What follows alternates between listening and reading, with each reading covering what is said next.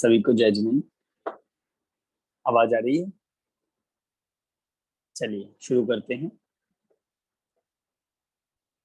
नमो अरिहंताणं, नमो सिद्धाणं, नमो आयर्याणं, नमो वज्रायाणं, नमो लोये सवसाहुणम्। मोक्षमार्गस्य नेतारं, भित्तारं कर्मभूभृतां, ज्ञातारं विश्वतत्त्वानां, वन्दे तद्गुणलब्धये। परमागम honours semester 5 अपना paper 2 हम यहाँ से देख रहे हैं। पेपर 2 में तत्वार सूत्र जी ग्रंथ आचार्य उमा स्वामी देव द्वारा रचित, उसके आधार से अपनी यहाँ पर चर्चा चल रही है। जो सेलेक्टेड अध्याय में सेलेक्टेड सूत्र के आधार से चला। पहला अध्याय अपना पूरा रहा, दूसरा अध्याय हमारा ये नहीं है सिलेबस में। उसके बाद 5वां अध्याय के कुछ सेलेक्टेड सूत्र थे। 6वां अध्याय पूरा रहा जो हमने पिछली कक्षा में देखा था। आज हमें 7वां अध्याय स्टार्ट करना है। 2 ही और है, 7वां और 8वां। ये हमारे दोनों सिलेबस में बाकी हैं।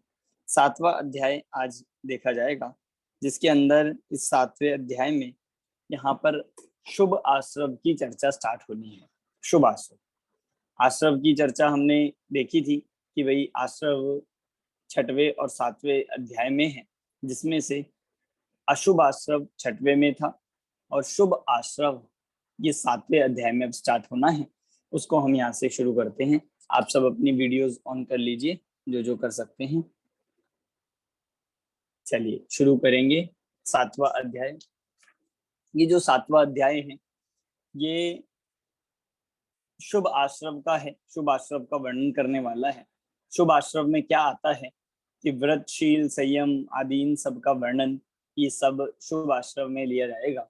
और इस 7वें अध्याय में भी अणुव्रतों का स्वरूप, उनके अणुव्रत के त्याग की भावना और अणुव्रतों के अतिचार, ये सारी बातें बहुत ही इंटरेस्टिंग अध्याय है।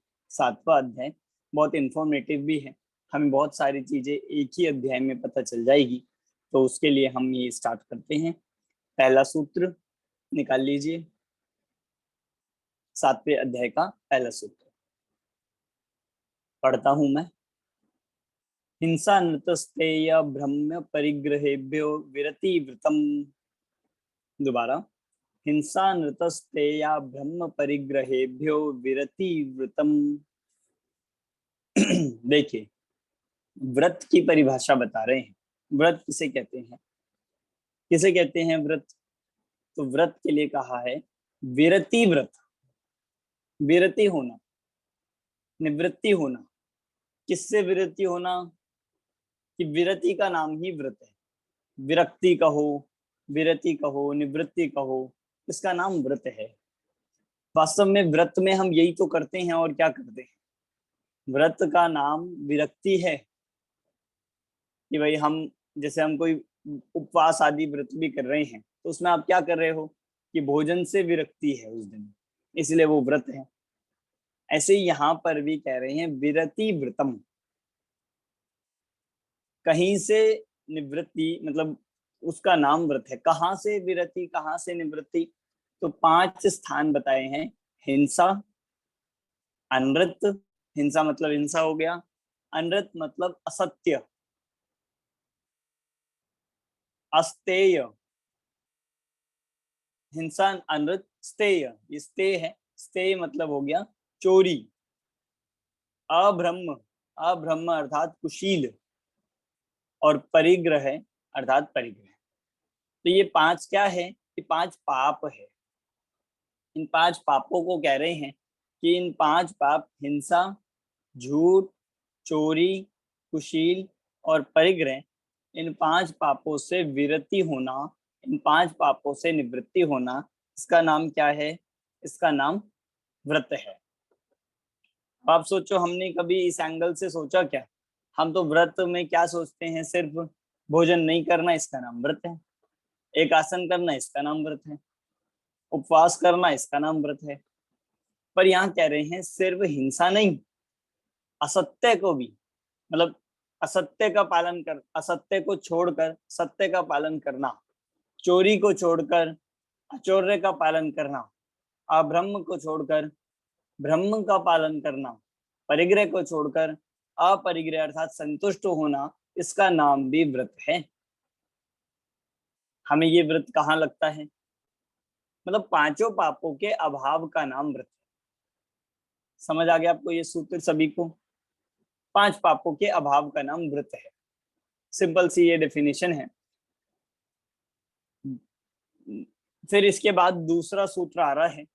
अब इस दूसरे सूत्र में व्रत के भेद बता रहे हैं, व्रत कितने प्रकार के होते हैं।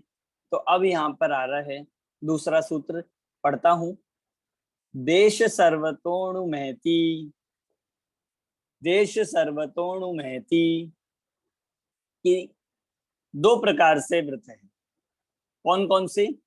देश और सर्वता, देश व्रत और सर्वव्रत। सर्वव्रत को हम कहेंगे, सर्वव्रत मतलब पूर्ण व्रत, देश व्रत और पूर्ण व्रत। देश, अब ऐसे आगे शब्दों में लगा लेना, देश व्रत को क्या कहा जाएगा? अणु, अणुव्रत। अणु मतलब होता छोटा, तो अणुव्रत हो गया। और महती अर्थात महान, महान, और महान से बना है महाव्रत। अब इसको आप लगा लो रिस्पेक्टिवली कि देश व्रत को कहा जाएगा अणुव्रत और सर्वव्रत पूर्ण व्रत को कहा जाएगा महाव्रत। ठीक है, अब वो कॉन्सेप्ट ध्यान रखना कि पांच पापों से विरति इसका नाम व्रत है। अब पांच पापों से अगर एक देश विरति होगी तो वो क्या कहलाएगा? अणुव्रत। और पांच पापों से पूर्ण विरति होगी, सर्व प्रकार से होगी, तो वो कहलाएगा महाव्रत। है। अब बाकी लोग भी अपनी वीडियोस ऑन कर लीजिए जो कर सकते हैं, जिससे मुझे समझ आता रहे कि आपको समझ आ रहा है।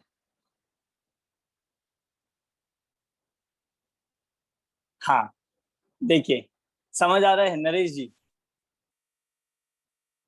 सिंपल हो गया है बहुत कि पांच पापों से विरति इसका नाम व्रत है। अब जिनके एक देश विरति होती है वो अणुव्रति कहलाते हैं, और जिनके पूर्ण विरति होती है वे महाव्रती होते हैं। चलिए आप ही बताइए, कौन किसके अणुव्रत होते हैं और किसके महाव्रत होते हैं?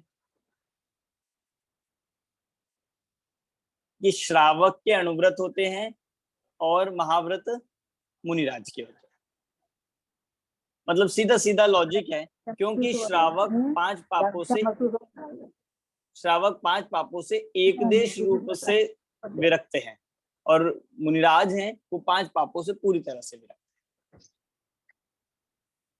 ठीक है, सिंपल है, दो सूत्र हो गए अपने। चले आगे।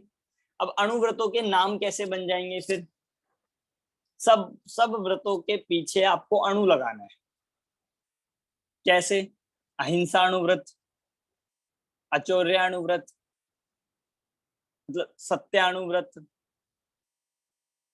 और ब्रह्मचर्य अणुव्रत, और परिग्रह परिमाण व्रत या परिग्रह परिमाण अणुव्रत ये भी कहा जाता है। ठीक है, चारों के पीछे अणुव्रत लग गया तो ये देश व्रत हो गए और ये श्रावक के हो गए। और इन्हीं के पीछे अगर हम महाव्रत लगाएंगे तो क्या बन जाएगा? अहिंसा महाव्रत, सत्य महाव्रत, अचौर्य महाव्रत, ब्रह्मचर्य महाव्रत और परिग्रह त्याग महाव्रत।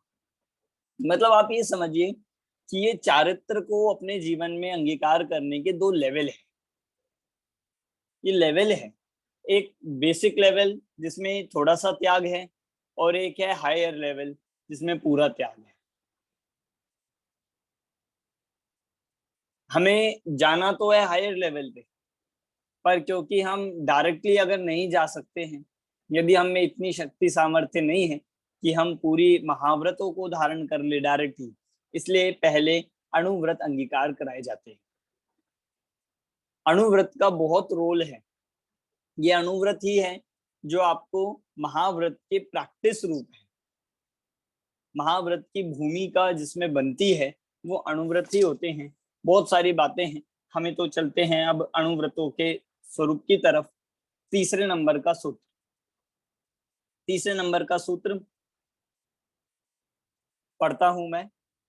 तत्स्थैर्यार्थम भावना पंच पंच। दोबारा, तत्स्थैर्यार्थम भावना पंच पंच। अब देखो, अब यहाँ पर ये कह रहे हैं तत्स्थैर्यार्थम, उनकी स्थिरता के लिए। किनकी स्थिरता के लिए? कि उन व्रतों की स्थिरता के लिए। वो जो व्रत बताए अभी, अणुव्रत और महाव्रत, उनकी स्थिरता के लिए भावना है पंच पंच। मतलब प्रत्येक व्रत, अहिंसा अणुव्रत, उसकी 5 भावना। ऐसे ही प्रत्येक व्रत की 5-5 भावनाएं अब यहाँ पर बताने जा रहे हैं। भावनाओं से क्या होगा कि वो, उन भावनाओं से वो व्रत स्थिर होते हैं, उन व्रतों में चलायमानपना ना हो, व्रत भंग ना हो, इसलिए भावनाएं भाते हैं। और वो भावनाएं कैसी हैं? जो उस व्रत की पोषक होती है। समझ आ रहा है ना आपको सभी को? उनकी स्थिरता के लिए। अब यहां से जो प्रकरण स्टार्ट होगा, आगे के 5 सूत्र आएंगे, वो 5 व्रतों की, मतलब अहिंसा व्रत, सत्य व्रत, आचौर्य व्रत, ब्रह्मचर्य व्रत और अपरिग्रह व्रत, इनकी 5 की भावनाएं यहाँ पर बताएंगे। अब देखिए, अणुव्रत और महाव्रत की भावना अलग अलग नहीं होती। एक ही भावना बता रहे अहिंसा के लिए, एक ही भावना बताएंगे सत्य के लिए, एक ही भावना बताएंगे आचौर्य के लिए, इस तरह से। तो ये 3 सूत्र यहाँ तक हुए हैं। 3 सूत्र का पाठ कौन करेगा? तीनों का देख लीजिए फटाफट से।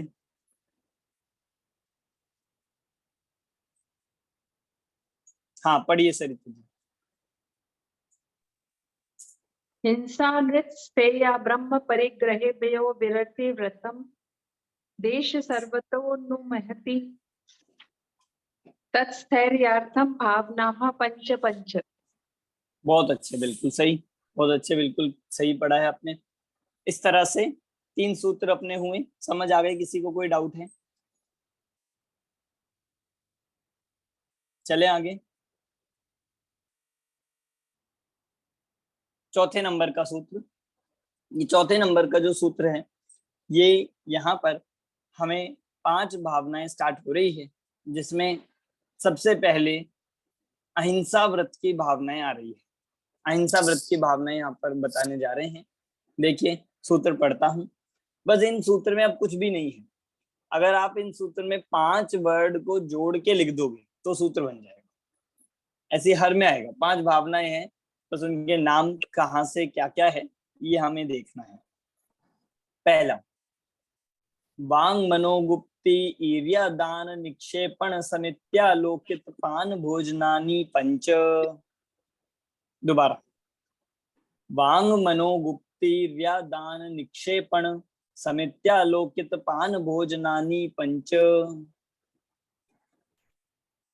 इस तरह से ये 5 भावनाएं किसकी बताई हैं? ये यहाँ पर सबसे पहले बता रहे हैं अहिंसा व्रत की। सबसे पहला है अहिंसा व्रत। अब देखिए, अहिंसा किसे कहते हैं ये तो हम यहाँ पर नहीं बताने वाले हैं, क्योंकि उसके बारे में तो आप बहुत ही विस्तार से पढ़ चुके हो, पहले भी पढ़ चुके हैं हम। अहिंसा का निबंध भी आ चुका है, अहिंसा की महावीर की दृष्टि में पुस्तक भी आ चुकी है। इस तरह से सब आ गया। यहाँ अहिंसा का पोषण करने वाली 5 भावनाएं। देखिए, भावनाएं उसे कह रहे हैं कि जिससे उस व्रत की पुष्टि होती है, वो व्रत, उससे व्रत की वृद्धि होती है, व्रत बना रहता है। क्या क्या है देखो। पहला, वांग मनोगुप्ति। इसमें से 2 निकला है, इसमें से 2 भावनाएं निकलेगी, जिसमें पहली निकलेगी वचन गुप्ति, वांग गुप्ति, वचन गुप्ति। दूसरा, मनोगुप्ति, वचन गुप्ति और मन गुप्ति, 2 गुप्ति हो गई। वचन गुप्ति का मतलब है अपने वचन ऐसे होना कि जो बिल्कुल दूसरों को कठोर ना हो, कष्टदायी ना हो, हित मित प्रिय हो। ऐसी वचन गुप्ती का पालन करना, ये वचन गुप्ती आपके अहिंसा व्रत को पोषण करने वाली है। आप कहोगे ऐसे कैसी बात कर रहे हो, वचन गुप्ती तो सत्य व्रत को करनी चाहिए, क्या लगता है ये हिंसा में क्यों अहिंसा व्रत में क्यों ले रहे हैं? क्या वचनों से भी कोई हिंसा होती है? वचनों से भी हिंसा होती है कि आप देखो, जितनी हम काया से नहीं करते उससे ज्यादा वचनों से करते हैं। काया से तो बहुत ही कम 1% लोग करते होंगे, और वचनों से कितनी करते हैं? जितने भी कठोर, अप्रिय, कटुक और कलह कारक शब्द होते हैं, हमारे वचन होते हैं, वो सब हिंसक वचन हैं। उनसे बराबर हिंसा का दोष लगता है। इसलिए कैसे वचन होने चाहिए? हमारे हित मित प्रिय वचन होने चाहिए। इसका नाम है वचन गुप्ती। ये वचन गुप्ती कौन पालन कर सकता है? सिर्फ मुनिराज नहीं, श्रावक भी करे। श्रावक करेगा तो श्रावक के अहिंसाणु व्रत का पोषण होगा। मुनिराज तो करते ही है, उनका तो वो है ही मूल गुण में, पर श्रावक भी करेगा, और मुख्यतः से ये भावना श्रावक के लिए ही है। श्रावक भावना भाएगा तभी तो महाव्रत की तरफ बढ़ेगा। ये वचन गुप्ती मतलब अपने वचनों को भले प्रकार से बोलना, अन्यथा नहीं बोलना, कुछ विपरीत ना बोलना, कठोर नहीं बोलना। आप देखो कितना होता है हमसे जाने अनजाने में ऐसे वचन बोले जाते हैं जो हम बोलना भी नहीं चाहते या हम सुनना नहीं चाहते। इसलिए बताते हैं ना कि भाई जो मतलब लोक में नीति वगैरह चलती है जो कि भाई आप वही वचन बोलो जो आप सुन सकते हो, जो आप दूसरों से सुनना चाहते हो। ऐसा कहते हैं ना कि आप वही व्यवहार कीजिए दूसरों के साथ जो आप खुद के साथ करना चाहोगे, कराना चाहोगे, यही बताया जाता है। ऐसी वचनों पे भी लगेगा। वचन का बहुत बड़ा रोल है। हमारे शब्द कैसे होने चाहिए, मतलब वचन ऐसे हैं कि जो बहुत लॉन्ग टर्म तक असर कर सकते हैं। आपके वचन किसी के लिए बहुत अच्छा भी काम कर सकते हैं, और आपके वचन किसी को मतलब अनुत्साहित, किसी को मतलब हतोत्साही भी कर सकते हैं। इसलिए वचन गुप्ती की बात यहाँ पर कही। दूसरा है मनोगुप्ती। मन को भले प्रकार से रोकना, अर्थात मन को गुप्त करना, मतलब मन पे कंट्रोल करना। ये भी बहुत जरूरी है, क्योंकि आज हम काया से उतना पाप नहीं कर रहे हैं, वचन से उतना नहीं कर रहे हैं, जितना ज्यादा हम मन से कर रहे हैं। मन में क्या जाता है? लोग ये कहते हैं मन में सोचने में क्या जाता है। वचन से हम ठीक है किसी को, मतलब काया से हम किसी को कुछ नहीं कह सकते, वचन से हम कुछ बोल भी नहीं सकते। कई बार ऐसा भी हो जाता है, कोई हमारे बॉस है, कोई हमारे रिश्तेदार है, कुछ है, उनको वचन से आप नहीं कह सकते, पर मन में सोचने में क्या जाता है? मन में हम दो गालियां देंगे, अपशब्द कहेंगे, दोष कहेंगे, मन में कुछ अन्यथा कहेंगे, तो उसका भी कुछ पाप लगता है क्या? कि हाँ, वो भी हिंसा है। इसीलिए मनोगुप्ती को लिया गया है कि मन को भी अपना नियंत्रित रखना, मन से भी किसी प्रकार की हिंसा नहीं करना। मन में तो कितनी बार सोचता है कि इन्हें मार दूं, इन्हें ठीक कर दूं, इन्हें ऐसा कर दूं, ये मुझे मिल जाए तो इन्हें बता दूं, ऐसा सोचते रहता है। ये मनोगुप्ती के विपरीत, मतलब मन गुप्ती ये काम करती है कि सर्व प्रकार से मन को नियंत्रित करती है। ये जरूरी है, क्योंकि हिंसा को बढ़ानी है। देखो, छोटे दादा इसको अपनी उसमें ऐसा बताते हैं कि भाई जब पहले मन में दोष आता है, मन में हिंसा होती है, और जब वो मन में नहीं समा पाती है तब वचनों में आती है, और जब वचनों में आई और वचनों में नहीं समा पा रही है तो काया में आती है। मतलब काया तो थर्ड स्टेप है। अगर आप मन में आई हुई हिंसा को वहीं रोक लोगे तो फिर आगे बढ़ेंगे ही नहीं, आगे संभावना ही नहीं है। इसीलिए मन को सबसे पहले कंट्रोल करना जरूरी है। इसलिए मन मुक्ति यहाँ पर लिया। समझ आ गया? मतलब अब थोड़ा थोड़ा सा, एक तो मैं इसका अर्थ बता रहा हूँ, थोड़ा मैं इससे लिंक करके आपको बता रहा हूँ कि अहिंसा से क्यों जुड़ा हुआ है, क्योंकि आगे कुछ भावना ऐसी आएगी जिसमें हमें ऐसा लगेगा कि इसका क्या मतलब यहाँ पर, उनको हम समझते हुए चलेंगे। तीसरी है ईर्ष्या। तीसरी है ईर्ष्या दान, मतलब दान तो नहीं, यहाँ पे तीसरी है ईर्ष्या। तीसरी है एरिया। अब इसको हम कहेंगे कि भाई एरिया समिति, ये समिति आ गई। एरिया समिति क्या होती है कि 4 हाथ आगे की जमीन देख देख कर चलना, भूमि देख कर चलना, भूमि पे किसी भी प्रकार के जीव ना हो, किसी भी प्रकार के जीव जंतु हमारे पैर के नीचे आके ना मर जाए, ऐसा विचार पूर्वक, ऐसी सावधानी पूर्वक चलना, ये एरिया समिति। आप कहोगे नहीं ये तो मुनिराज चलते हैं, ये तो मुनिराजों को चलना चाहिए, हमें तो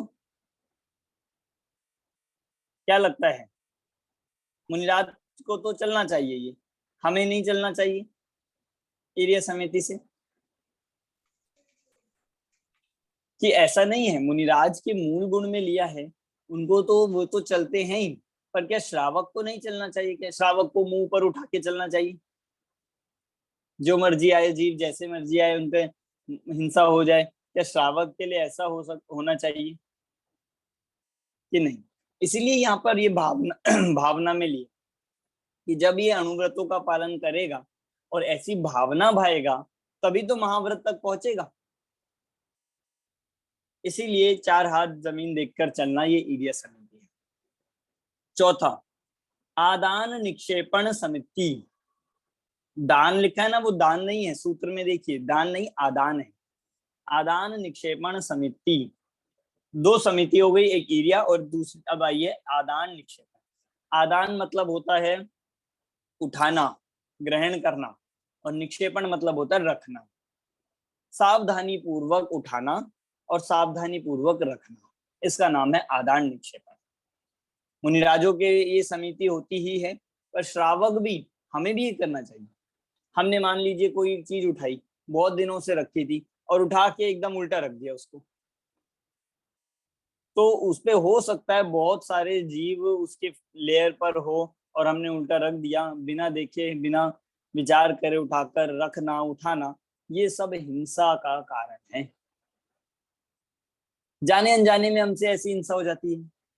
कोई भी चीज, जैसे बहुत दिनों से हमारे कोई शूज रखे हो, फुटवेयर रखे हो, बहुत दिन से रखे, और हमने आए एकदम से उन्हें ग्रहण कर लिया, मतलब एकदम से पहन लिया। अब बताओ कितना हमारा इस तरफ ध्यान जाता है कि हो सकता है कि नहीं कि उसमें बहुत कोई जीव हो, बहुत दिन से हो, तो उसमें कोई जीव रहने लग गया हो और हमने सीधा पहन लिया, और उससे क्या हो जाते हैं, जीवों की हिंसा हो जाती है। मतलब छोटे छोटे एग्जाम्पल्स है ये। आप अपनी लाइफ में देखना किस तरह से हम चीजों को उठाते हैं, रखते हैं। बहुत दिन नहीं हो तो जैसे मान लीजिए अभी उठाया और ऐसे स्थान पर रख दिया जहां पर जीव जंतु हैं, जहां पर बहुत चींटी थी या फिर कोई अन्य जीव आदि थे। तो ये आदान में भी ध्यान रखना है और निक्षेपण में भी, रखने में भी और उठाने में भी। इसे कहा गया है आदान निक्षेपण समिति। समझ आ गया? 5वां है लास्ट में आलोकित पान भोजन। आलोकित पान भोजन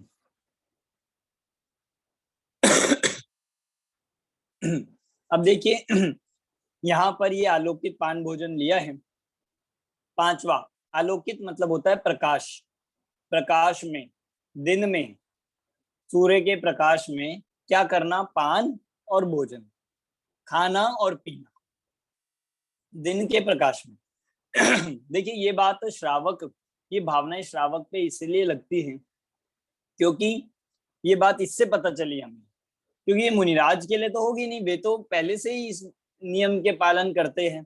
पर श्रावक होते हैं, श्रावक इस तरह के देखे जाते हैं जो रात्रि भोजन करते हैं।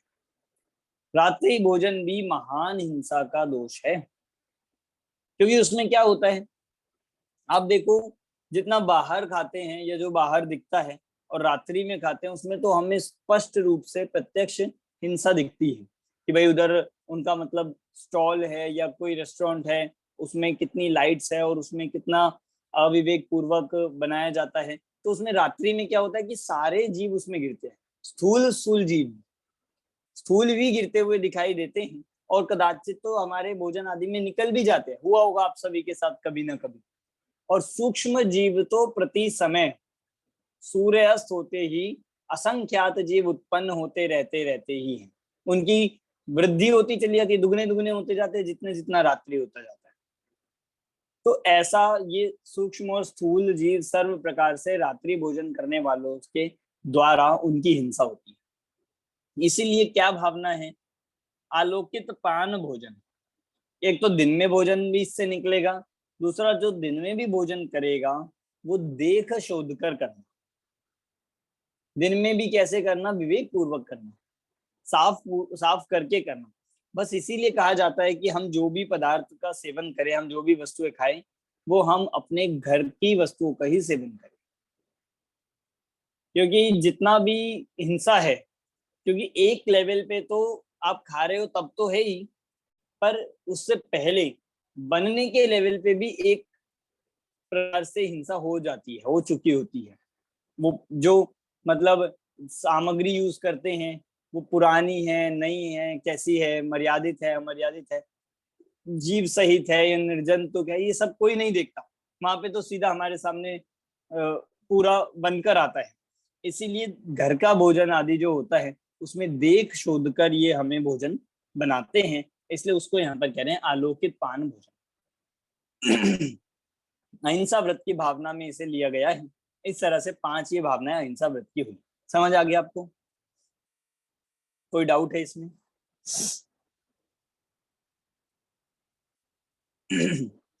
तो ये 5 भावनाएं हो गई, वचन गुप्ती, मनोगुप्ती, ईर्ष्या समिति, आदान निक्षेपण और आलोकित पान भोजन। चलिए अगले सूत्र पे चलते हैं।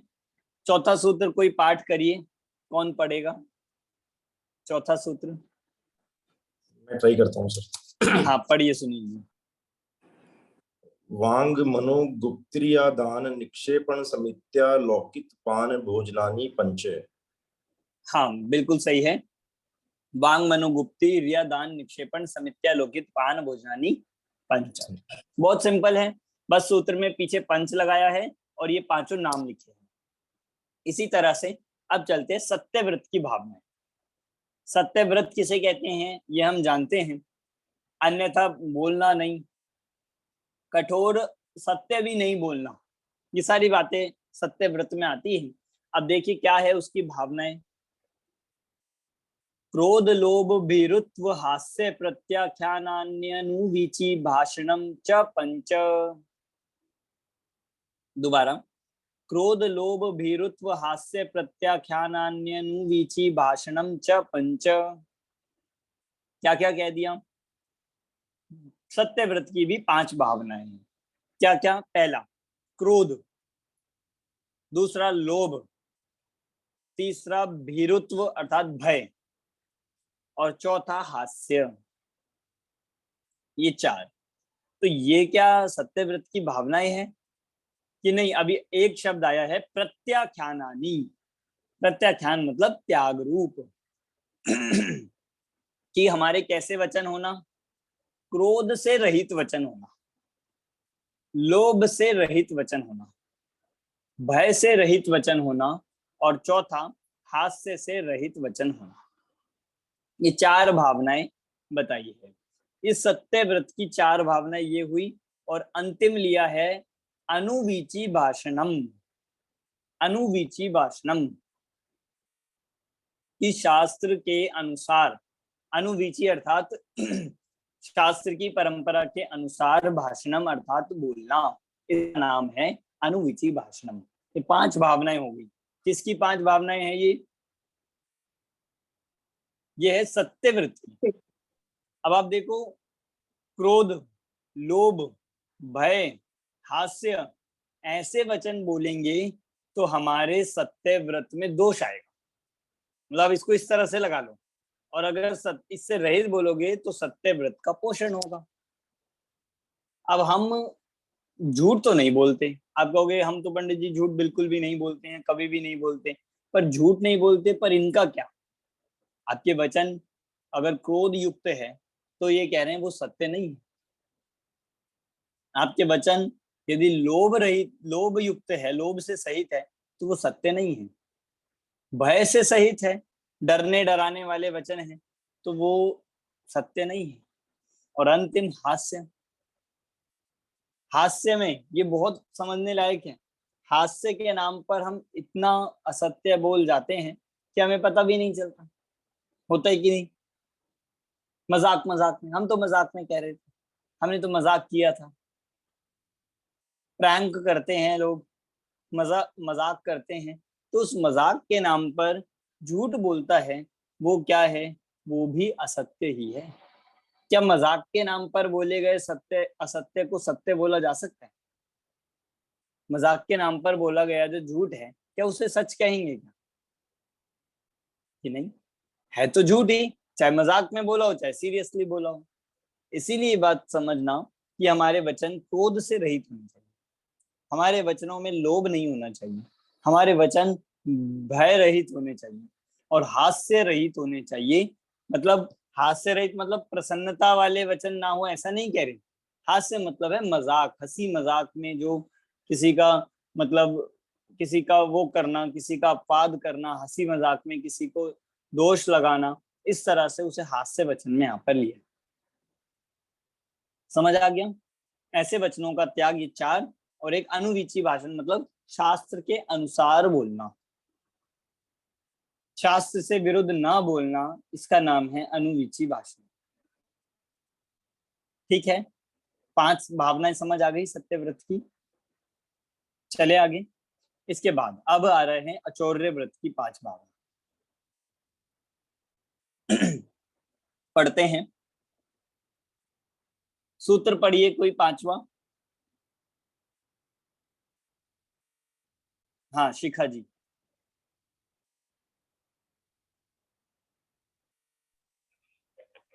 आवाज आ रही है? हाँ जी। क्रोध लोभ भीरुत्व हास प्रत्याख्यानान्य वीची भाषणम च पंच।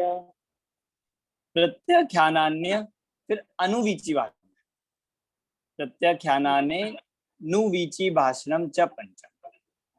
प्रत्याख्यानान्य वीची भाषणम च पंच। बिल्कुल सही। हाँ, इस तरह से पढ़ना है। सिंपल है, तत्वार सूत्र मुश्किल तो नहीं लग रहा आपको? क्योंकि हम जिन्होंने कभी मतलब जब तक हम पढ़ते नहीं हैं, जब तक हम देखते नहीं हैं, तब तक लगता है, पर इतना सिंपल है। ये तो 5 भावनाएं चल रही है, 5 व्रत चल रहे हैं।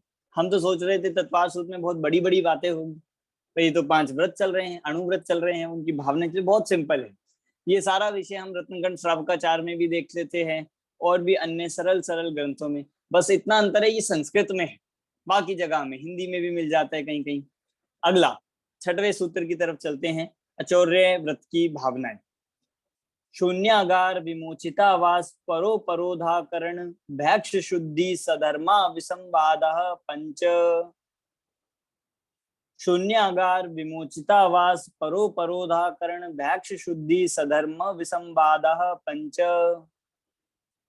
इस तरह से ये 5 भावनाएं अचौर्य व्रत की। क्या क्या? पहला, शून्यागार, शून्यागार, इसको पूरा अगर हम दोनों को लगाए 2 आ रहे हैं, शून्यागार और विमोचित आवास। क्या क्या बन गया? शून्यागार वास और विमोचित आवास। आवास कैसा वास? कहाँ रहना, किस स्थान पर रहना, कि जो स्थान, ये स्थान संबंधी 3 भावनाएं ली हैं, जिसमें पहला है शून्यागार वास, कि जो अचौर्य व्रत के धारक होते हैं वो कहाँ रहते हैं, कहाँ रह सकते हैं? शून्यागार वास में, निर्जन, शून्य मतलब निर्जन और आगार मतलब गृह आदि। जो शून्य स्थान है, जो निर्जन है, ऐसे स्थान पर रहते हैं, ऐसे स्थान पर रह सकते हैं। मतलब किसी के घर में नहीं रहते, पर ऐसे स्थान पर रह सकते हैं जो शून्य है। जैसे आपने देखा होगा, मुनिराजों के लिए पहले भी वसतिकाएं बनाई जाती थी।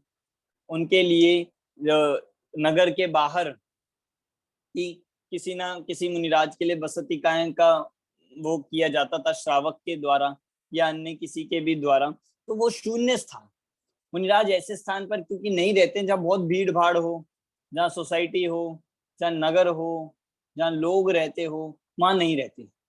और ऐसे घर में तो रहते ही नहीं है जहाँ पर उस घर में और लोग रहते। किसी अगर धर्मशाला या तीर्थ या मतलब ऐसे किसी मतलब उस वसतिका में भी रहते हैं तो वो शून्य होनी चाहिए लोगों से। वहां पे नहीं रहेंगे जहाँ पे श्रावक भी रह रहा है परिवार सहित और मुनिराज भी रही, ऐसे स्थान पर मुनिराज निवास नहीं करते हैं। दूसरा, विमोचितावास। विमोचितावास मतलब ऐसा स्थान जो दूसरों के द्वारा छोड़ दिया गया, विमोचित है। पहला तो ऐसा था जहां कोई रहता ही नहीं, दूसरे में ले रहे हैं ऐसा स्थान जहां पर पहले कोई रहता था पर अब छोड़ दिया गया है। तो ऐसे निर्जंतु स्थानों पर भी निवास कर सकते हैं, बस लोगों के साथ नहीं रहेंगे। ऐसे स्थान जो अब किसी के द्वारा निवास नहीं किया जाता है, सामाजिक स्थान है, किसी के पर्सनल प्रॉपर्टी में तो रहेंगे ही नहीं, सामाजिक स्थान है पहला तो वो। और दूसरा ऐसा स्थान जो किसी ने इसी पर्पस से रखा है, इसी पर्पस से कि भाई कि बसतिका के रूप में या फिर जो नसिया के रूप में बनाए जाते थे, अभी भी जो होती है नसियाएं होती हैं जो नगर के बाहर मुनिराज के लिए, ऐसे जो दूसरों के द्वारा छोड़ दिए गए हैं ऐसे उन स्थानों में भी निवास करना, उसको विमोचितावास में लिया जाएगा। तीसरा, परोपरोधाकरण। परोपरोधाकरण मतलब पर को परोधाकरण मतलब यहाँ पर ये कह रहे हैं, इसका अर्थ ये है कि जिस स्थान पर मुनिराज रुके होते हैं वसतिका में, जो निर्जंतुक स्थान पर होता है, ऐसे स्थान पर अन्य लोगों को मतलब लोगों को आने से नहीं रोकना। मतलब देखो इसके पीछे क्या अभिप्राय, क्या लॉजिक है। क्योंकि पहली बात तो जैसे आपने सुना होगा कि मुनिराज जहां पर रुकते हैं वे वहां पे दरवाजा बंद नहीं कर सकते, खुद से नहीं करते। दरवाजा बंद नहीं करते तो कुंडी तो लगा ही नहीं सकते, वो नहीं लगा सकते। क्यों? क्योंकि ये दरवाजा बंद करना, ये कुंडी लगाना, ये उसमें स्वामित्व का लक्षण दिखता है कि आप उसे अपना मान रहे हो, पर वो स्थान मुनिराज का नहीं है, वे उसमें स्वामीपना नहीं करते हैं, इसीलिए ये बात कही। ठीक उसी प्रकार ये बनाया गया है, किसी को आने से नहीं रोकना।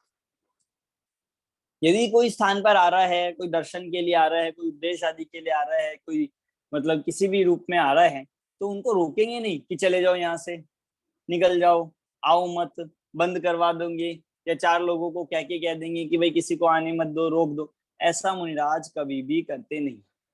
स्वयं उठ के दूसरे स्थान पर चले जाएंगे, स्वयं उठकर ऐसे निर्जंतुक स्थान पर चले जाएंगे जहाँ कोई नहीं आता हो, पर कभी भी दूसरों को आने से वहां पर नहीं रोकते हैं। ऐसा इसका नाम है परोपरोधा।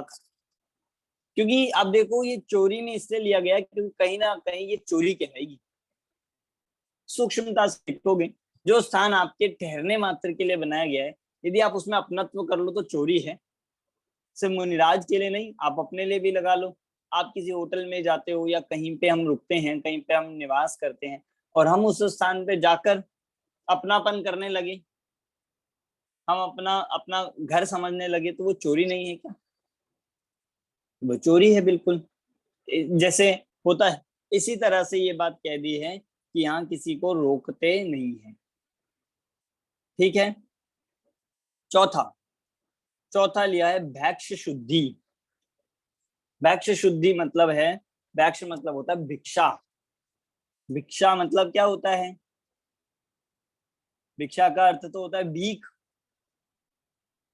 पर जो व्रती होते हैं, मुनिराज होते हैं, वे भीख मांगते हैं क्या कि नहीं? वे तो भिक्षा वृत्ति सहित होते हैं। भिक्षा वृत्ति का अर्थ ये है कि वो अपना आहार खुद नहीं बनाते हैं, स्वयं उसको व्यवस्था नहीं करते हैं, श्रावक के द्वारा उसकी उस भोजन आदि की व्यवस्था होती है, वो भी बिना उद्देश्य के, बिना उद्देश्य के जो होती है, अनुद्दिष्ट होती है, वो उनकी भैक्ष शुद्धि की प्रक्रिया में आती है। तो अब देखो इसमें चोरी में क्यों लिया? क्योंकि मुनिराज जो होते हैं, यदि वे जब भिक्षा लेने जाते हैं तो आपने देखा होगा, आपने कभी ना कभी स्वरूप पढ़ा होगा, तो कैसे जाते हैं? ये देखते हैं क्या कि कौन सेठ खड़ा है, उसके पास जाके हम अपनी वो करेंगे, विधि पूरी करेंगे। कौन बड़े से बड़ा रखा है, कौन किसने ज्यादा सामान बनाए हैं, किसने ज्यादा पकवान बनाए हैं, उसी के घर करेंगे। कौन किसके यहाँ बहुत स्वादिष्ट भोजन बनता है, पहले हमने किया। इस तरह से भिक्षा की जो रखते हैं वृत्ति, वो कैसी होती है, बिल्कुल उसके लिए कई दृष्टांत दिए शास्त्रों में कि बिल्कुल गाय जैसी होती है। गाय होती है ना कि नीचे मुंह करके अपना चारा आदि खाती है, ठीक उसी प्रकार जो मुनिराज भी होते हैं, जो संत होते हैं, जो व्रती होते हैं, वे गोवृत्ति के साथ होते हैं। गोवृत्ति भी कही और साथ में सिंह वृत्ति भी कही। जैसे सिंह होता है ना कि वो अपने भोजन के लिए किसी के आगे गिड़गिड़ाता नहीं है, ऐसे हमारे मुनिराज भी सिंह वृत्ति के धारक होते हैं। व्रती जो होते हैं वो किसी से दीनता रूप वचन नहीं कहेंगे कि चलो भोजन करा देते तो बहुत अच्छा रहता, किसी को उसकी प्रेरणा नहीं देंगे, किसी के सामने अपने दीनता रूप वचन या किसी से गिड़गिड़ाते नहीं है। वे तो सिंह के रूप, सिंह के तरह से गमन करते हैं। विधि मिलती है, किसी की निर्दोष विधि होती है तो भोजन हो जाता है, नहीं मिलती तो वो अपना निकल जाता है। क्योंकि किसी को भोजन के लिए प्रेरित करना, किसी को समझा देना, किसी को बता देना, ये सब चोरी है। यहाँ ये चोरी का दोष दिया। अब इसमें आप सारा लगा लेना, जितना भी उद्दिष्ट भोजन है वो सब चोरी है। जो मुनिराज के उद्देश्य से उद्दिष्ट भोजन की आज कराया जाता है, बनाया जाता है, या मुनिराज के द्वारा कहाया जाता है ये करवा दो, ये करवा दो, ये सब चोरी है, चोरी का दोष लगता है। ठीक है, तो ये हो गया वैक्ष्य शुद्धि। चौथा है सधर्म। चौथा जो लिया है सधर्म अविसंवाद। सधर्म मतलब जो अपने साधर्मी हैं उनके साथ विसंवाद, उनके साथ झगड़ा, उनके साथ विवाद नहीं करना, इसका नाम है सधर्म विसंवाद। ये भी यहाँ पर अचौर्य व्रत की भावना में लिया है। क्यों? मतलब कि भाई साधर्मियों के साथ किसी भी प्रकार से विसंवाद नहीं करना, झगड़ा नहीं करना। और मूल तो अब देखो, क्योंकि पांचों पाप में हिंसा मूल है, पांचों पाप में प्रमाद परिणति मूल है, इसीलिए पांचों में जो भावनाएं होंगी वो प्रमाद को, हिंसा को मिटाने वाली भावनाएं मुख्यतः होंगी। समझ आ गई पांचों इसकी? सर एक प्रश्न है। हाँ जी। ये जैसे बाकी भावनाएं, अहिंसा और सत्यव्रत की जो भावनाएं हैं वो तो एक देश जो व्रती श्रावक है उसके ऊपर भी एप्लीकेबल हो जाती है, बट इसमें जो शून्यागार वाली है, निर्जन स्थान में रहना, वो मतलब व्रती श्रावक के ऊपर क्या एप्लीकेबल नहीं हो पाएगी क्या? वृत्ति पे भी होगी पर थोड़े उत्कृष्ट वृत्ति पे लगेगी। जैसे जो मतलब शुल्लक केलक आदि रूप में हुए हैं, मतलब उनकी तो बात ही नहीं है कि जो घर में स्थान कर रहे हैं, घर में निवास करते हैं। यहाँ है कि भाई जब वृत्ति भी आगे आगे बढ़ता जाता है, और अगर हम बात करें जो उत्कृष्ट वृत्ति है, उत्कृष्ट श्रावक शुल्लक केलक होते हैं, वे भी इस तरह की पद्धति अपनाते हैं। वे भी घर में तो रहते ही नहीं है, तो निर्जन स्थान पे रहना, विमोचित स्थान पर रहना, दूसरों को आने से नहीं रोकना, वैक्ष्य शुद्धि का ध्यान बराबर वो भी रखते हैं। चाहे अभी पात्र में ले रहे हो पर फिर भी दीनता रूप नहीं लेते, कैसा भी नहीं ले लेंगे कि नहीं मिल पा रहा बहुत दिन से तो चलो जैसा मर्जी ले लो, नहीं, किसी से विसंवाद नहीं करते, इसलिए श्रावक वे भी इस तरह से लग जाएंगे। ओके, ठीक है, चले आगे। सूत्र कौन पढ़ेगा? ये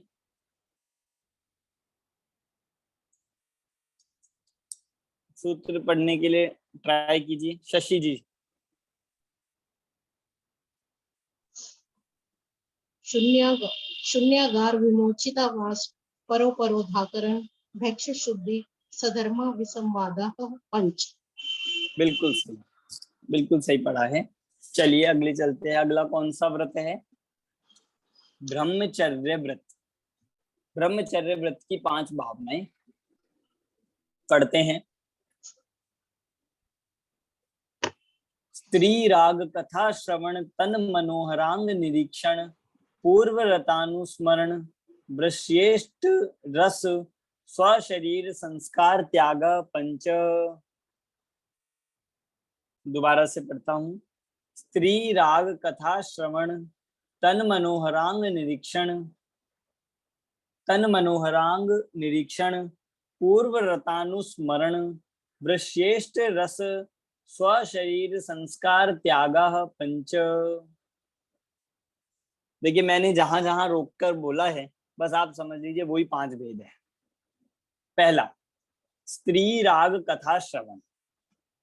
स्त्री राग कथा श्रवण मतलब स्त्री राग कथा श्रवण अर्थात यहाँ पर कहना चाहते हैं कि स्त्रियों में राग पैदा कर देने वाली कथाओं का श्रवण, मतलब स्त्रियों की चर्चा करना, भोग की चर्चा करना या ऐसे चर्चा, ऐसी बातें करना जिससे राग पैदा हो जाए, काम भाव पैदा हो जाए, ऐसी चर्चाओं को न करना, ऐसी चर्चाओं का त्याग करना।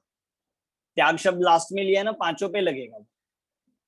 स्त्री राग कथा श्रवण त्याग, ये हो गई पहली भावना। मतलब राग वर्धक कोई भी चर्चा नहीं करना। अगर आप ब्रह्मचर्य व्रत के धारक हो और आप ब्रह्मचर्य महाव्रत को के इच्छुक हो तो फिर सहज ही ये होता है कि वह किसी भी प्रकार के राग संबंधी चर्चाएं, कथाएं, काम बातें ये नहीं करते हैं। ये उनका पहली भावनाएं है। दूसरा, तन मनोहरांग निरीक्षण। कर्ण इंद्रिय संबंधी हो गया कि श्रवण नहीं करना, और तन मनोहरांग निरीक्षण मतलब स्त्रियों या अन्य किसी के भी ऐसे मनोहर आदि अंगों को देखने का त्याग। ये हो गया चक्षु इंद्रिय संबंधी। चक्षु इंद्रिय संबंधी यहाँ पर त्याग बता दिया। कर्ण इंद्रिय में हो गया राग वर्धक कथा नहीं सुनना, और चक्षु इंद्रिय संबंधी हो गया राग वर्धक दृश्य नहीं देखना। देखो स्त्री सिर्फ अंग की बात कही है मनोहरांग, पर आप दृश्य भी लगा लें। सर्व प्रकार से राग वर्धक कामोत्पादक ऐसे दृश्य न देखना, ये ब्रह्मचर्य व्रत की भावना है। ठीक है। तीसरा, पूर्व रतानुस्मरण। पूर्व रतानुस्मरण मतलब पूर्व में, भूतकाल में जो रत अर्थात भोग भोगे हैं उनका स्मरण नहीं करना। पूर्व रतानुस्मरण भूतकाल, ये मन संबंधी हो गया। भूतकाल में जो भोग भोगे थे अभी तो नहीं भोग रहा है, पर बैठकर उन भोगों का विचार कर रहा है, स्मरण कर रहा है, तो बराबर उससे ब्रह्मचर्य में दोष लगता है। ठीक है। चौथा, वृश्येष्ठ रस। वृश्येष्ठ रस मतलब है यहाँ पर, वृश्येष्ठ मतलब होता है गृद्ध, और रस मतलब यहाँ पर कहना चाहते हैं भोजन। जो तीव्र गृद्धता लिए हुए भोजन हो, या फिर जिसको हम कहते हैं कि वह बहुत ही गरिष्ठ भोजन, ऐसा भोजन जिससे हमारा राग बढ़े, ऐसे वृश्येष्ठ रस का भी त्याग कर। गरिष्ठ भोजन आप देखो ये बहुत ही साइकोलॉजिकल भी है कि जैसा हम भोजन करते हैं वैसे हमारे विचार होते हैं। आप भोजन करो बहुत गरिष्ठ, मतलब बहुत ही हलवे खाओ, बहुत ही पकवान खाओगे तो उससे राग की वृद्धि होगी। और आपने देखा होगा जितने व्रती होते हैं, चाहे वो देशव्रती हो महाव्रती हो, वे कैसा भोजन करते हैं? नीरस भोजन करना उनका लक्षण है। पर आजकल उल्टा होने लगा है। आजकल तो व्रतियों के लिए, मुनिराजों के लिए लोग एक से एक पकवान बनाने लगे हैं।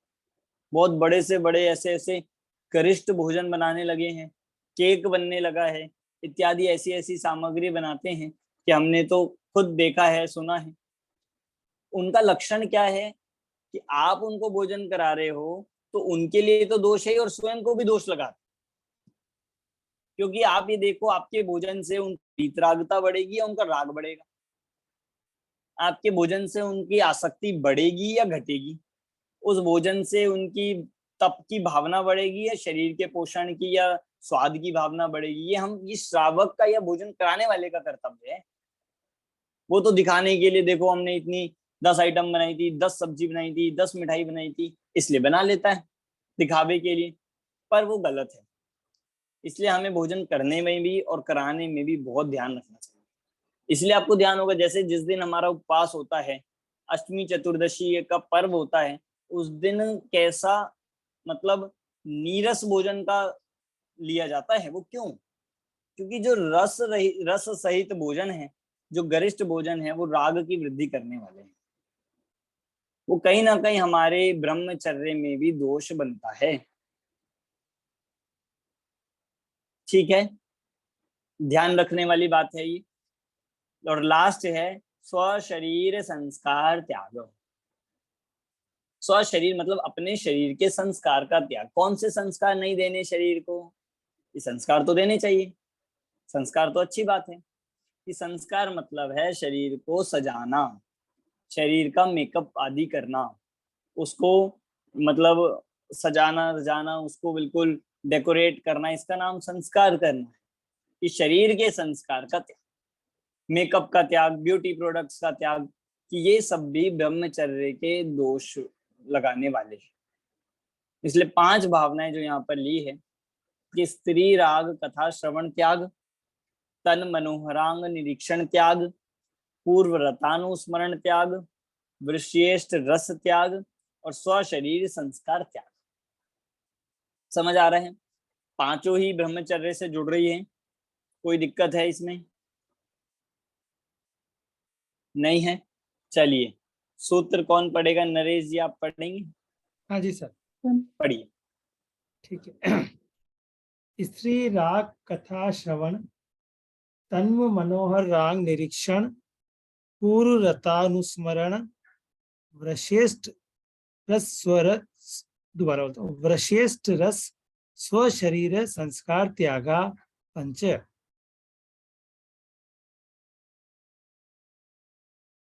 सर आप म्यूट पर हैं।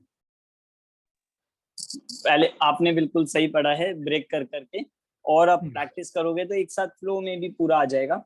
श्री राग कथा श्रवण, तन मनोहरांग निरीक्षण, पूर्व रतानुस्मरण, वृश्रेष्ठ रस स्व शरीर संस्कार त्यागा पंच।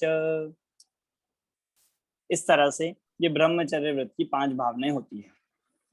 आपको समझ आ रहा है सभी को? कोई मुश्किल तो नहीं लग रहा? कुछ नई चीजें जानने के लिए मिल रही है? चलते हैं आगे अब परिग्रह अपरिग्रह व्रत, परिग्रह त्याग व्रत की 5 भावनाएं पढ़ता हूं। बहुत सिंपल सूत्र है। मनोज्ञा मनोज्ञेन्द्रिय विषय राग द्वेष वर्जनानि पंच। मनोज्ञा मनोज्ञ इंद्रिय विषय राग द्वेष वर्जनानि पंच। यहां पर सिर्फ ये कह रहे हैं परिग्रह अपरिग्रह व्रत की भावना में कि 5 विषयों का त्याग, और 5 विषयों में लगा लेना 5 इंद्रिय के विषयों का त्याग। ये 5 भावनाएं। स्पर्शन इंद्रिय संबंधी विषय का त्याग पहली, रसना इंद्रिय संबंधी विषय का त्याग, घ्राण इंद्रिय संबंधी विषय का त्याग, चक्षु इंद्रिय संबंधी, कर्ण इंद्रिय संबंधी, 5 इंद्रिय संबंधी विषय का त्याग होना, ये अपरिग्रह व्रत की 5 भावनाएं। तो मनोज्ञ मनोज्ञ क्या लिखा है? ये मनोज्ञ मतलब होता है जो मन को अच्छा लगे, और अमनोज्ञ जो मन को अच्छा ना लगे। तो किसका त्याग करना है? कि जो मन को अच्छा लगे उसका, या जो मन को अच्छा ना लगे उसका? यहाँ कह रहे दोनों का। क्यों? क्योंकि एक के प्रति राग करता है और एक के प्रति द्वेष करता है। आ गया है ना? मनोज्ञ मनोज्ञ इंद्रिय विषय राग द्वेष वर्जना। मनोज्ञ के प्रति राग करता है और अमनोज्ञ के प्रति द्वेष करता है। तो इसीलिए राग द्वेष वर्जनानी, राग द्वेष का त्याग करना इंद्रियों में, इंद्रिय विषयों में, इसका नाम है 5 अपरिग्रह व्रत की भावना। ठीक है, बहुत सिंपल है ये वाला। तो इस तरह से 5 भावनाएं ये हुई है। अब ये 5 व्रतों की पर्टिकुलर 5 व्रत की भावनाएं हुई 5-5। अब कुछ आ रही हैं कॉमन भावनाएं। जो कॉमन भावनाएं हैं, जो सब जीवों को भी भानी चाहिए और सामान्य रूप से प्रत्येक साधर्मी में भी होनी चाहिए, ऐसी भावनाएं आ रही है। कौन सी है? पढ़ते हैं। उससे पहले 8वें नंबर का सूत्र कौन पढ़ेगा? जिनकी वीडियोस ऑफ है आप में से कोई, जिन्होंने अभी तक नहीं पढ़ा है? फिर मैं पढ़ूं? हाँ पढ़िए सपना जी। मनोज्ञा मनोज्ञेन्द्रिय विषय राग द्वेष वर्जनानि पंचः। बिल्कुल सही।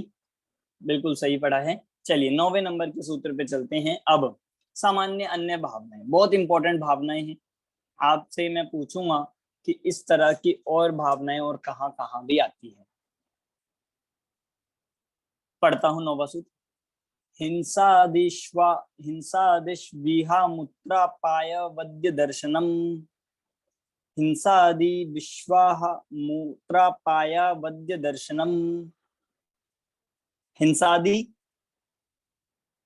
हिंसादिश्वाह पूरा बनेगा, हिंसादिश्वाह विहा, हिंसादिश विहा अमुत्रापाया वद्य दर्शन। कैसे अगर हम तोड़ेंगे तो शब्द क्या क्या निकले हैं?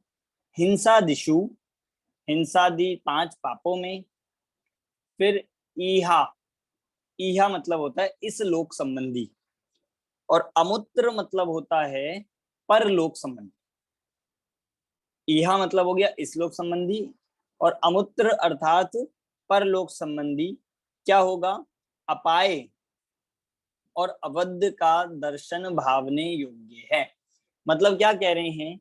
हिंसादि 5 पापों में इस लोक संबंधी और परलोक संबंधी, ये कह रहे हैं कि उसमें अपाय और अवध की भावना बहानी चाहिए। मतलब कि हमें अपने 5 पापों में, कि ये जो 5 पाप है, इस लोक संबंधी हो परलोक संबंधी हो, अपाय मतलब ये 5 पाप स्वर्ग और नरक का नाश, मतलब स्वर्ग का नाश करने वाले, स्वर्ग और मोक्ष का नाश करने वाले। अपाय मतलब हो गया नाश करने वाले, दूर करने वाले। और अवध्य मतलब कि ये करने योग्य नहीं है, निंदनीय है, निंदनीय है, करने योग्य नहीं है, ऐसी भावना बहानी चाहिए।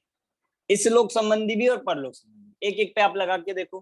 पहले इस लोक संबंधी देखो कि इस लोक संबंधी सारे अपाय हैं। ये हिंसादि अपाय हैं। अपाय मतलब नाश करने वाले, मतलब इस लोक संबंधी जितने भी सुख होंगे उन सबको नाश करने वाले ये 5 पाप है। होता है कि नहीं? हिंसा में लगा हुआ जीव होता है, बहुत दुखी होता है, इस लोक में भी और परलोक में भी। और अवध्य मतलब निंदनीय। इस लोक संबंधी भी हिंसा जो है, हिंसा करने वाला व्यक्ति निंदा का पात्र बनता है, उसकी निंदा की जाती है। और परलोक संबंधी भी वो क्या बनता है? निंदा का ही पात्र बनता है। इसलिए अपाय और अवध्य ऐसा निंदनीय पना देखा जाता है। समझ आ रहा है आपको ये? सर मुझे थोड़ा ये पूछना है, जैसे इस लोक में परलोक में, तो फिर से स्वर्ग और मोक्ष का क्या मीनिंग है? स्वर्ग और मोक्ष तो परलोक की अपेक्षा से लगेंगे, कि परलोक में भी स्वर्ग और मोक्ष का नाश करने वाले हैं ये 5 पाप। और आप इसको सुख पे लगा लो, इस लोक संबंधी सुखों को भी मिटाने वाले 5 पाप है, और परलोक संबंधी मतलब स्वर्ग मोक्ष संबंधी सुखों को भी नाश करने वाले ये 5 पाप। तो ये सर नाश की अपेक्षा से हो गया। जी, तो इसका मतलब ये है कि इस लोक में भी और परलोक में भी स्वर्ग और मोक्ष का नाश करेगा। हाँ जी, अच्छा, हाँ, ये इसमें इस तरह से ये बात कही है। ठीक है। और अब ये मतलब है कि जो निंदनीय है, निंदा के योग्य है, इस लोक संबंधी भी और परलोक संबंधी भी। तो पूरा सूत्र ये बन गया है, हिंसा दिश्विहा मुत्रा पाया वद्य दर्शनम। ठीक है, पढ़ेगा कोई? कौन ट्राई करेगा पढ़ना? हाँ, शिखा जी पढ़ी। हिंसा दिश्य विहा मुद्रा पाया वद्य दर्शनम। सही है, बिल्कुल सही। हिंसा दिश विहा मुत्रा पाया वद्य दर्शनम। इस तरह से ये सूत्र 9वें नंबर का। और 10वां सूत्र भी इसी से जुड़ रहे हैं, दुखमेव वा। वा मतलब अथवा, और क्या लगा लेना कि नाश करने वाले तो है ही, निंदनीय अवध्य तो है ही, और साथ में दुखमेव वा, दुख भी है। ये हिंसादिक 5 पाप दुख ही है, ऐसा भी इसमें जोड़ लेना। हो गया 10वां सूत्र। चलिए अगला चलते हैं 11 नंबर का सूत्र। अब बहुत इंपॉर्टेंट सूत्र है 11 नंबर का। अब ये सूत्र मैं पढ़ाऊंगा, आप बताना ऐसा आपने और कहाँ पे सुना है। मैत्री प्रमोद कारुण्य माध्यस्थानी च सत्व गुणाधिक क्लिश्यमाना विनेषु। दोबारा, मैत्री प्रमोद कारुण्य माध्यस्थानी च सत्व गुणाधिक क्लिश्यमाना विनेषु। अर्थ देखते हैं सूत्र का। मैत्री, प्रमोद, कारुण्य और माध्यस्थ, 4 भावनाएं बताई है। मैत्री भावना, प्रमोद भावना, कारुण्य भावना और माध्यस्थ भावना। किसमें किसमें भानी है ये भावना? अब एक एक पे आप लगाते जाना। सत्व मतलब होता है प्राणी मात्र, सब जीवों के प्रति, सब जीवों के प्रति होनी चाहिए मैत्री। ठीक है, 1 पहले के साथ पहला लगेगा। दूसरा, गुणाधिक, गुणों में जो अधिक है उनमें होना चाहिए प्रमोद, उनके प्रति कैसी भावना मानी चाहिए? प्रमोद। तीसरा, जो क्लिश्यमान है मतलब दुखी है, उनमें होनी चाहिए करुणा, कारुण्य। और चौथा, अविनय में, अविनयी अर्थात जो दुष्ट हैं, अविनयी हैं, उनमें क्या होना चाहिए? माध्यस्थ। 4 जीव बता दिए और 4 भावना बता दी। आपको कोई ध्यान आ रही है कोई पंक्तियां? ये पंक्ति हमने कहीं सुनी हो इस तरह की? सर समय करते समय आती है। कैस कौन सी पंक्तियां हैं, कोई बताइए गाकर। सर मेरी भावना में भी आती है। हाँ बोलिए। मेरी भावना में भी आती है। मैत्री हाँ, भाव जगत में मेरा सब जीवों से नित्य रहे। हाँ। और सत्वेषु मैत्री गुणषु प्रमोदम माध्यस्थ भाव। आगे नहीं आ रहा। हाँ, मतलब ये उसी का संस्कृत है जो आप ये मेरी भावना की पंक्ति कह रहे हो कि मैत्री भाव जगत में मेरा सब जीवों से नित्य रहे।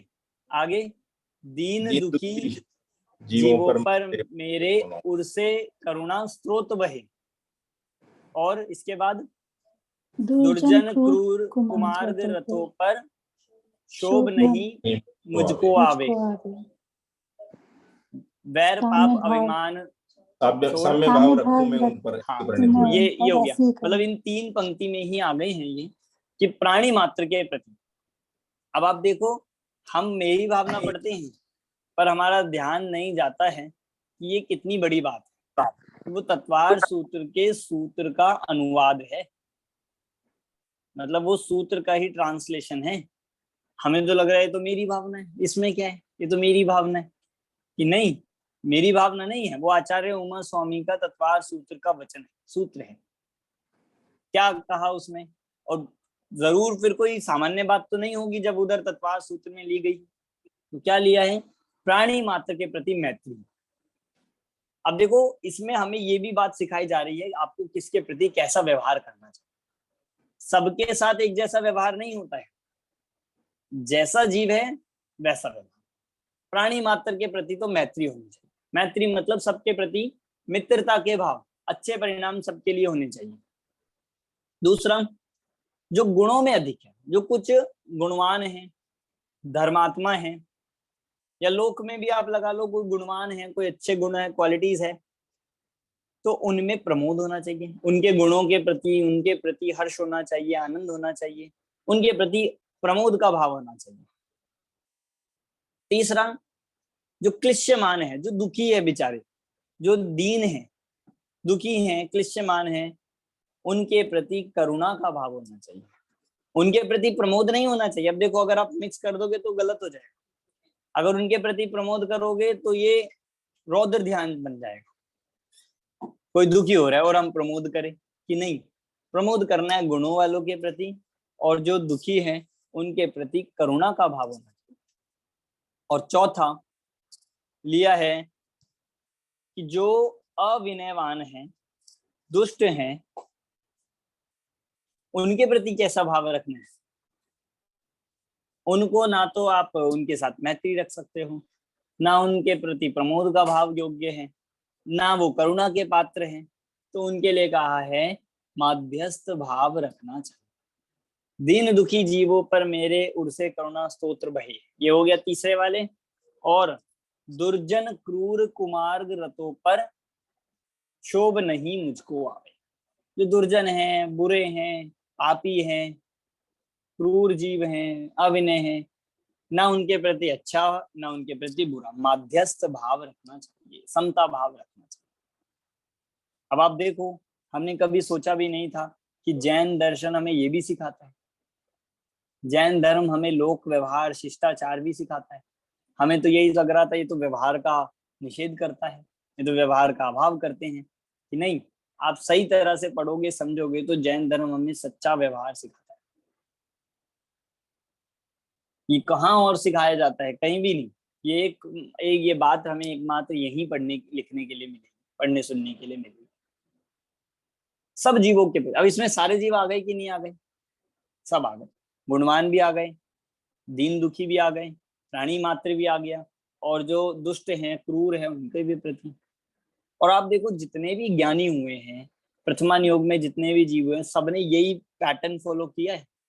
उनके प्रति किसी ने उपसर्ग किया, कोई क्रूर आया उसके प्रति माध्यस्थ रहे, कोई दीन दुखी दिखा तो उसके प्रति करुणा का भाव व्यक्त किया, कोई गुणों में अधिक दिखा तो उसका बहुमान आया, उसकी स्तुति करी, उसकी वंदना करी, उसको प्रमोद किया। और प्राणी मात्र सब जीवों के प्रति कैसा रहता है कि मैत्री का भाव रहता है, साम्य जैसा भाव रहता है। ये सबके लिए कहा, जैसे हम लोक में नहीं बोलते कि ये पूरी जो पृथ्वी है ये हमारा पूरा घर है, वसुदेव कुटुंबकम, और सब रहने वाले लोग क्या है, हमारे भाई बहन, ऐसा बोलते हैं। तो वो कहाँ से आई है बात? ये जैन धर्म से आई। विश्वेशु मैत्री, ये जो कहा कि विश्व के सभी जीवों के प्रति मैत्री भाव रखना, ये जैन धर्म सारे जगत के, मतलब जो संसार में भी जो झगड़े चलते हैं, जो सब चलता है, उन सब को मिटा दे अगर कोई इस बात को ढंग से समझ ले। समझ आ गई बात? ये सूत्र बिल्कुल याद करने लायक है। इस सूत्र से रिलेटेड जितनी पंक्तियां हमें मिलती है वो आप ढूंढना, और वो सब भी याद करने लायक है। चले आगे पढ़िए सूत्र। कौन पढ़ेगा जिनकी वीडियोस ऑफ है आप में से कोई? सर मैं पढ़ती हूँ। हाँ पढ़िए मधु जी। जगत काय स्वभावो व संवेग वैराग्य। नहीं ये वाला नहीं, ये मैत्री के बाद। हाँ जो पढ़ाया है। अच्छा, मैत्री प्रमोद कारुण्य माध्यस्थ्यानि च सत्व गुणाधिक्लिश्च माना विन्येषु। मैत्री कारुण्य माध्यस्थानी च सत्व गुणाधिक्लिश्च, ये नहीं जम रहा सर। गुणाधिक, देखिए मैं बताता हूँ। सत्व गुणाधिक, यहाँ पे रुकना है पहले। सत्व गुणाधिक क्लिश्यमाना विनेषु। क्लिश्यमाना विनेषु, सर फिर से पढ़ते हैं। मैत्री प्रमोद कारुण्य माध्यस्थ्यानि च सत्व गुणाधिक क्लिश्यमाना विनेषु। बिल्कुल सही, इसी तरह से बना। मतलब आप देखो, आप सबको हमें बिल्कुल निर्दोष रूप से, शुद्ध रूप से पढ़ना आना चाहिए। कम से कम ये तो हमारी इस तत्व सूत्र के विषय पढ़ने की उपलब्धि होनी चाहिए।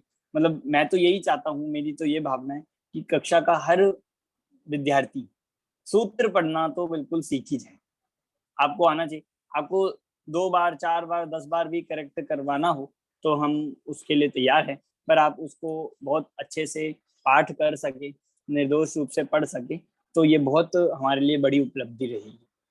चलिए आगे चलते हैं। सर ये पढ़ना तो तभी आएगा जब ये जो नीचे जो चार्ट बना हुआ है ना, वो उसके जो भेद है वो ढंग से ध्यान होंगे, तभी हाँ वो मतलब पढ़ना अच्छे से आएगा। ये बोथ वेज है। अगर आपको पढ़ना तभी आएगा जब आपको भेद का पता होगा, या फिर ऐसा भी कह सकते हैं पढ़ना जब आ जाएगा तो भेद अपने आप ही पता लग जाएंगे।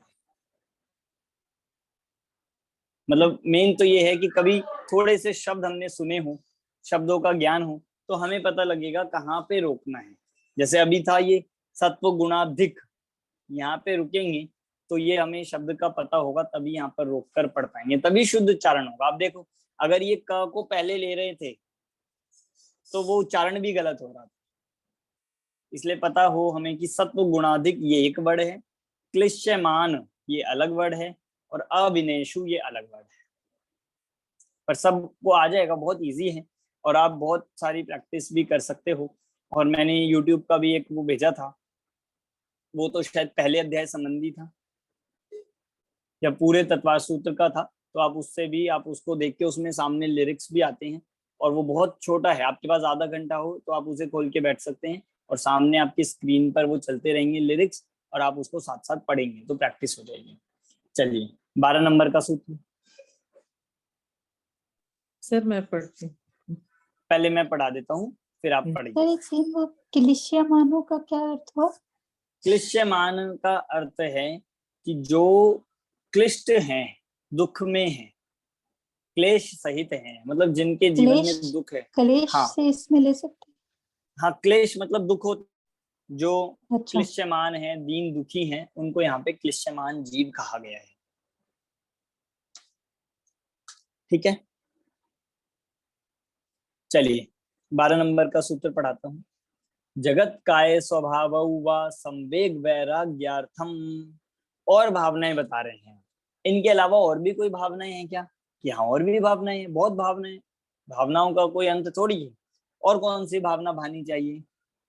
जगत काय स्वभाव व संवेग वैराग्यार्थम, जगत और काय के स्वभाव में, जगत के स्वभाव में मतलब संसार के, और काया के अर्थात शरीर के, इनके स्वभाव में क्या करना है?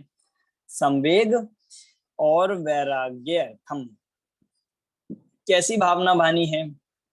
जगत के और मतलब संसार, जगत के स्वभाव और शरीर के स्वभाव के प्रति संवेग की और वैराग्य। संवेग का मतलब होता है मंद कषाय रूप परिणाम, जिसको यहाँ पर दिया गया है भय का परिणाम। मतलब भय मतलब भय कषाय नहीं, कि उससे भयभीत होना, कि संसार से भय का परिणाम होना चाहिए, कर्म के फल से भयभीत होना चाहिए। धर्म के फल में रुचि होगी तब कर्म के फल से डर लगेगा। जब मोक्ष जाने की भावना होगी तो संसार को छोड़ने की भावना होगी। इसका नाम है संवेग। उससे मतलब अरुचि का परिणाम, संसार से भयभीत होना, संसार से डरना, अपने परिणाम बिगड़ने का भय होना, कर्म बंधन का भय होना कि हमारे परिणाम ना बिगड़ जाए। ऐसी भावना जगत के प्रति भी और शरीर के प्रति भी संवेग की भावना कहलाती है। और वैराग्य भी, कि संसार, शरीर और भोगों के प्रति वैराग्य की भावना मतलब उससे विरक्ति होना। जब संवेग होगा तभी विरक्ति होगी। अभी संवेग नहीं है तो विरक्ति नहीं आ सकती है। अभी हमें डर नहीं लगता उससे, तो हम उसमें और लगे जा रहे हैं, विषयों में, परिग्रह में, संसार में। और जब हमें डर लगेगा संसार से तो आप ऑटोमेटिकली उससे वैराग्य भी आएगा। इसका नाम है संवेग के साथ साथ वैराग्य। इसमें षड्भंगुरता भी ले सकते हैं? बिल्कुल, इस भावना में जो 12 भावनाओं का चिंतन है वो सारा है। क्योंकि 12 भावनाओं को आप क्लासिफाई करोगे, यही है जगत और शरीर। कुछ भावनाएं जगत की षड्भंगुरता बता रही है, कुछ भावनाएं शरीर की बता रही है, यही है। और उसमें वैराग्य उत्पन्न करा देने वाली भावनाएं हैं, इसीलिए उन 12 भावनाओं का चिंतन भी इसमें ले लिया जाएगा। मतलब यहाँ तो शॉर्ट में कहा है, अब विस्तार करोगे तो पूरा 12 भावनाओं का भी सूत्र बन जाएगा। इसीलिए तो कहा है भावनाओं का कोई अंत नहीं है। भावना भवनाशिनी, भावना भववर्धिनी, कि भावना से ही भव बढ़ता है अगर उल्टी होगी, और भावना से ही भव का नाश भी हो सकता है यदि सम्यक भावना होगी, सही भावना होगी, सच्ची भावना होगी। समझ आ गया? सर ये इस भय में और कषाय भय में कैसे आ जाएगा अंतर? भय को मतलब आप ये समझिए, जो भय जो किसी से मतलब अपेक्षा लिए हुए हो, जो किसी से मतलब अपेक्षा लिए हुए स्वरूप ना जाने हुए हो, वो भय कषाय का नाम लेता है, कषाय का रूप बनता है। और जो भय विरक्ति कराने के लिए हो, किसी से कोई अपेक्षा के लिए ना हो, वो भय यहाँ पर वैराग्य का कारण बन सकता है। जैसे अब आप देखो ना कि हमें भय है कि हमारा लॉस ना हो जाए, लॉस ना हो जाए, तो यहाँ पर आप उस भय के अंदर चाहते क्या हो कि धन मिले, ज्यादा से ज्यादा मिले। तो यहाँ पे कुछ प्राप्ति की भावना है, दूर ना हो जाए, मतलब इष्ट का वियोग ना हो जाए, अनिष्ट का संयोग ना हो जाए, ऐसा भय होना ये पाप का कारण है, वो कषाय है।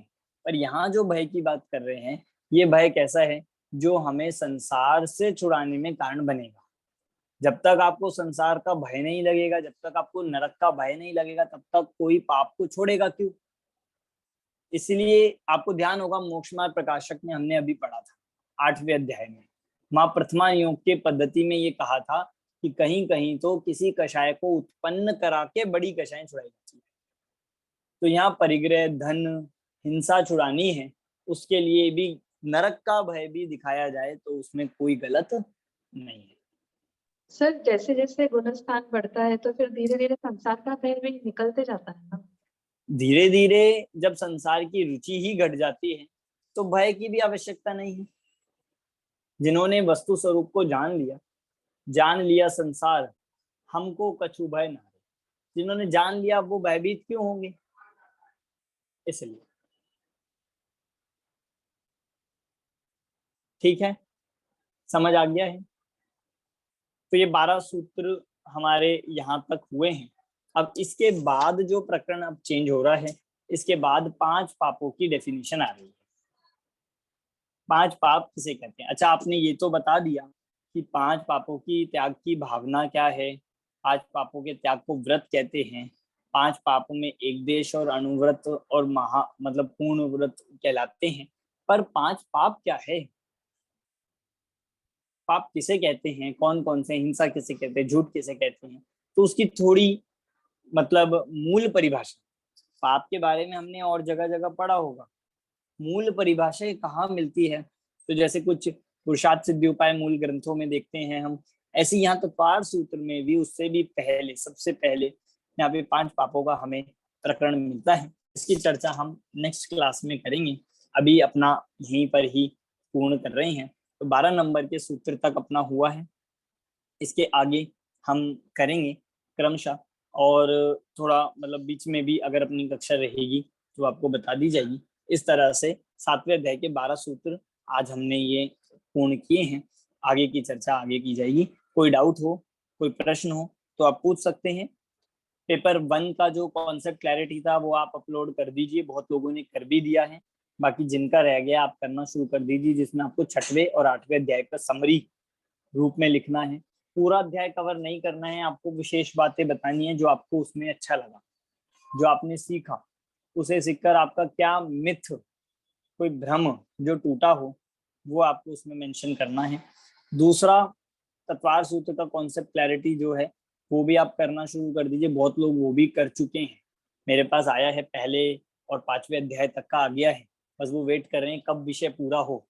तो बहुत अच्छी बात है जो समय से पहले पहले ही कर रहे हैं, क्योंकि इसमें अपना ही फायदा है। हम उससे करके, क्योंकि एक बारी में फिर सारा एक साथ करना पड़ता है, और अभी एक पेज लिखने में कोई मुश्किल नहीं है, तो एक पेज लिख के आप कंप्लीट कर सकते हैं। इस तरह से आप साइड बाय साइड भी करते रहिए तो आपको बाद में लोड नहीं आएगा। सर तत्वर सूत्र का एक एक लेसन का भेजना है कि सारा एक साथ? एक एक लेसन का कर सकते हैं। इसका क्लासिफिकेशन मैंने उस बार बताया था आपको कि सबसे पहले आप एक पेज में आप तत्वार सूत्र और उसका परिचय, उमा स्वामी आचार्य के बारे में, तत्वार सूत्र के बारे में लिख सकते हैं। दूसरे में मतलब एक पहला अध्याय हो जाएगा, एक पेज में 5वां अध्याय हो जाएगा, एक पेज में 6वां अध्याय हो जाएगा, एक पेज में 7वां हो जाएगा, एक पेज में 8वां हो जाएगा। इस तरह से 6 पेज में अपना कंप्लीट हो सकता है। सर मैंने तो ऐसे लिखना शुरू कर दिया है, पेजेस वाइज नहीं किए, 3-4 हो गए। कोई बात नहीं, मतलब ये एक मन में आप क्लासिफिकेशन इस तरह का रख सकते हो, और जरूरी नहीं है आपको उसमें सारे सूत्र कवर करने। आप एक प्रकरण लिखिए, मतलब जैसे आप 7वां अध्याय कर रहे हैं तो आपने सबसे पहले लिखा व्रत की परिभाषा, व्रत का स्वरूप, व्रत के भेद और 5 भावनाएं। 5 भावनाओं के नाम लिखने हैं तो लिख सकते हैं, नहीं भी लिखने तो आप ये लिख सकते हैं कि उसमें फिर हमने मतलब उसके बाद 5 भावनाएं एक एक व्रत की प्राप्त हुई। फिर 5 पापों की परिभाषा आ गई, तो 5 पाप का एक प्रकरण हो गया 2-3 लाइन का। फिर आगे आगे इस तरह से अभी अतिचार आएंगे, उसका प्रकरण हो जाएगा। इस तरह से आप क्लासिफाई कर सकते हैं।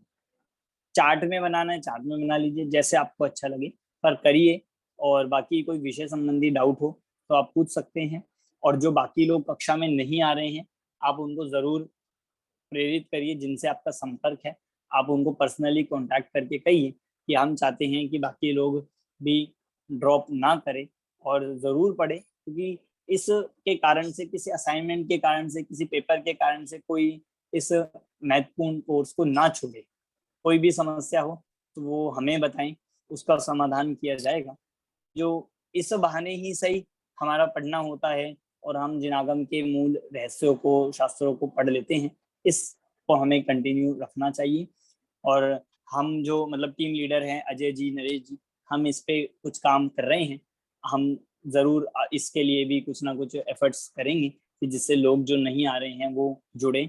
और कुछ ही दिनों में आपके सामने भी वो बात आई जाएगी कि इसके लिए हम, और आप भी जिनसे पर्सनली कांटेक्ट कर सकते हैं, आप उनको जरूर मोटिवेट कीजिए। सर हाँ मैं जी। कुछ कह सकती हूँ? हाँ जी, हाँ जी, मैं अनु बोल रही हूँ। हाँ जी, हाँ जी। सर मैं इंग्लैंड में रहती हूँ, इसलिए अगर आपकी शाम को कभी क्लास हो तो मुझे कोई पर्सनली बता सकता है? हाँ बिल्कुल, वो मतलब जब भी हमारी शाम को क्लास रहेगी तो ग्रुप पे तो डलता ही है, और आपको पर्सनली भी बता देंगे। आप तक हमारे टीम लीडर या मैं, आप तक सूचना पहुंच मैं जाएगी। बता दूंगा अनु जी आपको, आप चिंता मत कीजिए। Thank you sir, thank You're you welcome. Naresh ji. और बाकी जो लाइव नहीं अटेंड कर पा रहे हैं, वो यूट्यूब पर जो हमारा चैनल है उसको मतलब जरूर क्लासेस सुने। क्योंकि आप देखो बाकी क्लासेस में तो ये फैसिलिटी भी नहीं है, उनके यूट्यूब चैनल पे अपलोड नहीं होता, बहुत कम बैचेस का हो रहा है। तो हमारे पास तो ये है कि आप जब मर्जी भी सुन सकते हो, बस हम मिस ना करें, कंटिन्यू रखें। बहुत से लोग ऐसे हैं, जैसे और भी मेरी बात हुई है, तो वे लाइव नहीं सुन रहे हैं पर क्लास वो डेली मतलब हर हफ्ते की सुन लेते हैं। वो भी ठीक है, वो भी अच्छा है, उसमें कोई दिक्कत नहीं है। पर आप कंटिन्यू रहिए, और हो सके तो लाइव सुनेंगे तो और उसमें विशेष हमें लाभ मिलता है। इस तरह से आज की क्लास हम यहीं पे पूरी करते हैं। अगली क्लास अब जब भी रहेगी आपको बता दिया जाएगा। सभी को जय जिनेंद्र। जय जय जी।